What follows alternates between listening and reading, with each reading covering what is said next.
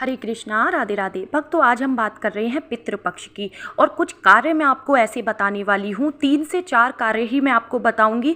आपके घर में चाहे श्राद्ध होता हो या ना होता हो, लेकिन महिलाएं अगर इन 15 से 16 दिनों में इन कार्यों को कर लेती हैं तो अपने जीवन को सुखद बनाती हैं, सरल बना लेती हैं। और कहते हैं इन कार्यों के करने से सबकी उन्नति तरक्की के रास्ते भी खुल जाते हैं और जो हमारे पितृदेव होते हैं वो हमसे बेहद प्रसन्न होते हैं। तो सबसे पहले हम बात करते हैं सुबह की। सुबह में हमें अपनी दहलीज पर जल का छिड़काव कैसे करना है। फ्रेंड्स, कहते हैं कि पितृपक्ष में पितृ हमारे द्वार पर खड़े होते हैं, ठीक है। और इन दिनों में हमें बहुत से ऐसे कार्य हैं जिनकी तरफ ध्यान ज़रूर देना चाहिए। तो आप क्या करेंगे, सुबह में आप स्नान करने से पहले जब आप सो के उठेंगे तो आप अपनी दहलीज पर जल का छिड़काव करेंगे, ठीक है। अगर आप किसी ऐसी जगह पे रहते हैं जैसे फ्लैट्स वगैरह में, तो वहाँ पर आप धुलाई नहीं कर सकते, तो आप क्या करेंगे, थोड़ा सा आप स्प्रे बॉटल ले लें और उसमें पानी भर लें, उससे आप स्प्रे करें और किसी कपड़े से अपनी दहलीज को अच्छे से साफ़ कर दें, ठीक है। उसके बाद आपको क्या करना है, वहाँ पे कोई भी एक अल्पना देनी है, कोई रंगोली आप बना सकते हैं, हल्दी से गेरू से उस जगह को थोड़ा सा लीप सकते हैं, ठीक है। उसके ऊपर आप कुछ दाने काले तिल के डाल देंगे, ठीक है। दोनों तरफ अगर आपको मिल जाएं तो सफ़ेद रंग के जो पुष्प होते हैं वो आप अपने दरवाजे के दोनों तरफ कोने पे रख देंगे, ठीक है। एक एक फूल आपको दोनों कोनों पे रखना है। ये हो गया आपका सुबह का दहलीज पूजन, ठीक है। उसके बाद फ्रेंड्स, जो भी आपके सुबह के काम होते हैं उनसे आप फ्री हो जाएं। उसके बाद स्नान करें। स्नान करने के बाद 1 लोटा जल लेंगे आप, उसमें थोड़े से काले तिल डाल लें, क्योंकि देखिए पितृपक्ष में काले तिल का विशेष महत्व होता है, ठीक है। तो आप 1 लोटे जल में थोड़े से काले तिल डाल के सूर्य देवता को आप जल चढ़ाएंगे, ठीक है। कहते हैं अगर हम सूर्य देवता को इस तरह से जल चढ़ाते हैं तो हमारे पितरों को तृप्ति मिलती है, शांति मिलती है, ठीक है।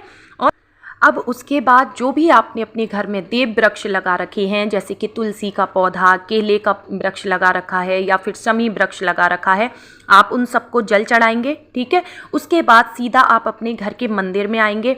मंदिर में आने के बाद आप गंगा जल छिड़क के अपने मंदिर को शुद्ध करें। लड्डू गोपाल जी हैं, शालिग्राम जी हैं या शिवलिंग आपने घर में रखे हुए हैं, आप उन सबको स्नान कराएंगे, धूप दीप दिखाएंगे, भोग लगाएंगे और उसके बाद विनती करेंगे अपने इष्ट से, जिसको भी आप ज़्यादा मानते हैं। वो भोलेनाथ हुए, क्योंकि देखिए महाकाल हैं वो, ठीक है। जो भी आपके आराध्य हैं आप उनसे विनती करेंगे अपने पितरों की तृप्ति के लिए, ठीक है। उनकी मोक्ष प्राप्ति के लिए आप प्रभु से विनती करें। कहते हैं इस समय किया गया कोई भी कार्य अगर आप पितरों के लिए विनती भी करते हैं ना प्रभु से, तो प्रभु आपकी उस विनती को बहुत जल्दी से स्वीकार करते हैं। लेकिन कम से कम आप उन्हें ध्यान तो कीजिए, उन्हें याद तो कीजिए पितृपक्ष में, ठीक है। तो इस तरह से हमने पूजा की। उसके बाद आप आएंगे सीधा अपने किचन में, और किचन में आने के बाद आपको ध्यान रखना है कि जो भी आप भोजन तैयार करेंगे उसको सीधा आपको किसी भी घर के मेंबर्स को नहीं देना है। वो चाहे बच्चे हों आपके, चाहे आपके हस्बैंड हो या फिर आप स्वयं खुद हों, ठीक है। तो फ्रेंड्स, सबसे पहले तो आप ध्यान रखेंगे जो भी आप आटा लगाएंगे रोटी बनाने के लिए, उस आटे को लगाने के बाद उसमें आप उंगलियों के निशान ज़रूर से बना दें। उसको एकदम चिकना करके ना रखें, नहीं तो वो एक पिंड के समान माना जाता है, ठीक है। तो आप उसमें उंगलियों के गहरे गहरे निशान बना दें आटे पे। उसके बाद आपको ध्यान ये रखना है कि जो भी रोटी बनेगी, पहली रोटी किसी को नहीं खानी है, कभी भी नहीं खानी चाहिए, चाहे वो पितृपक्ष हो, चाहे कोई भी महीना क्यों ना हो। हमेशा पहली रोटी गाय को निकालें आप। अगर आपके यहाँ गाय नहीं आती हैं तो आप किसी पक्षी को वो टुकड़े करके डाल दें, किसी जानवर को खिला दें। और वो भी संभव ना हो तो आप किसी भी पेड़ के नीचे आप रख दें, जो भी खाए आपको देखना ही नहीं है, ठीक है। लेकिन कभी भी तवे पर सिकी हुई पहली रोटी घर के किसी भी मेंबर्स को नहीं खानी चाहिए, ठीक है। उसके बाद आप अपना खाना वगैरह बनाएंगे इतनी शुद्धता पवित्रता के साथ। और वो जो रोटी है, जो पहली रोटी आपने निकाली है, उस पर आप थोड़ा सा घी लगा दें और थोड़ा सा उस पर कुछ मीठा डाल दें आप। और ये रोटी आपको अपने हाथ से गाय को खिलानी है, ठीक है। गाय ना मिले तो देखिए मैंने बहुत सारे ऑप्शन आपको बताए हैं, आप वैसे भी कर सकते हैं। तो फ्रेंड्स कहते हैं पितृपक्ष में अगर आप मीठी रोटी का दान करते हैं ना किसी को भी, वो गाय को या पक्षियों को, किसी को भी, तो कहते हैं इससे भी पितरों की तृप्ति होती है, पितरों को भोग मिल जाता है ऐसा करने से भी। ठीक है, तो आप ये कार्य ज़रूर से करें। अच्छा, एक चीज़ और मैं आपको बता दूं कि जो दोपहर का समय होता है लगभग 11 बजे से लेके 12:30 बजे तक का जो समय होता है, इस बीच में पितरों का श्राद्ध किया जाता है, तर्पण किया जाता है। ठीक है, तो उनके नाम से अगर आप कोई भी चीज़ दान करना चाहते हैं तो इस समय पे कीजिएगा, क्योंकि आप ऐसे मान सकते हैं कि इस समय पर जो पितृ होते हैं वो ज़्यादा एक्टिव रहते हैं। ठीक है, तो उनके नाम से जो भी कार्य किया जाता है वो इसी समय पे किया जाता है। तो आपको ध्यान ये रखना चाहिए कि इस समय पर ये जो 16 दिन हैं पितृपक्ष के, इन दिनों में इस समय पर आपको खाना नहीं चाहिए और आपको सोना भी नहीं चाहिए। ठीक है, तो आप इस समय पर धीमी धीमी आवाज़ में आप कोई भगवान के कोई मंत्र चला सकते हैं घर में, और आप अपने पितरों के लिए अच्छी बातें करें, उनकी निंदा ना करें किसी प्रकार से भी। ठीक है, तो इन चीज़ों का आपको ध्यान रखना है। अच्छा, अब संध्या की बात कर लेते हैं। तो संध्या में आप अपने सबसे पहले मंदिर में दिए जलाएंगे।